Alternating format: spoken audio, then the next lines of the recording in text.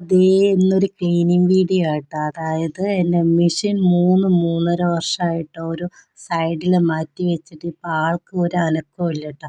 അപ്പം മൂപ്പരെ ഒന്ന് അനക്കാൻ വേണ്ടിയിട്ടാണ് ഇതേ വെളിച്ചെണ്ണയും മണ്ണെണ്ണയും കൂടി കുറച്ച് ചെറിയതായി ഒരു കുപ്പിയിലെടുത്തിട്ട് നല്ലോണം കുലുക്കിയിട്ട് തമ്മിൽ യോജിക്കുക. എന്നിട്ട് അവനെ നമുക്ക് മെഷീനിൽ കൊണ്ടുപോയി ഒന്ന് പ്രയോഗിച്ച് നോക്കുക. കാരണം എന്താ പറയുക, മെഷീൻ ഇല്ലെങ്കിൽ ഭയങ്കര ബുദ്ധിമുട്ടാണ്. നമുക്ക് ചെറിയ എന്ത് പറഞ്ഞാലും നമുക്കൊരു ഡ്രസ്സ് ഷേപ്പാക്കാനോ എന്തിനെങ്കിലുമൊക്കെ മെഷീൻ വേണം. നമ്മളെ വീട്ടിലുണ്ടായ പിന്നെ മറ്റൊരിടത്തേക്ക് നമുക്ക് പോയി ചെയ്യണ്ടല്ലോ.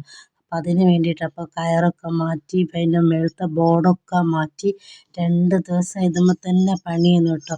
എല്ലാം സെറ്റാക്കി. ഇനി ഇതൊന്ന് എല്ലാ എന്താ പറയുക റൗണ്ടിലും അവരൊക്കെ ഓരോ ഗ്യാപ്പിലൊക്കെ ഒഴിച്ച് നമ്മൾ അടിച്ചടിച്ചടിച്ച് റെഡി ആക്കണം കേട്ടോ. അപ്പോൾ അതേ ഞാൻ ചെറിയൊരു മക്കളെ മരുന്നിൻ്റെ ഒരു കുപ്പി എടുത്തിട്ട് അതിലോട്ട് ചേർത്തിട്ട് മറ്റേ വലിയ ബോട്ടിലാകുമ്പോൾ ഒന്നായിട്ട് ചിന്തി പോകില്ലേ.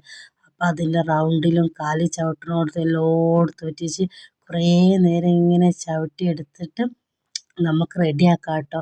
പിന്നെ ഈ ഒരു എണ്ണയല്ലേ, വെളിച്ചെണ്ണയും മണ്ണെണ്ണയും, ഇതൊന്ന് ആർക്കെങ്കിലും അറിയുമോ ഇങ്ങനെ ചെയ്യുന്നത്?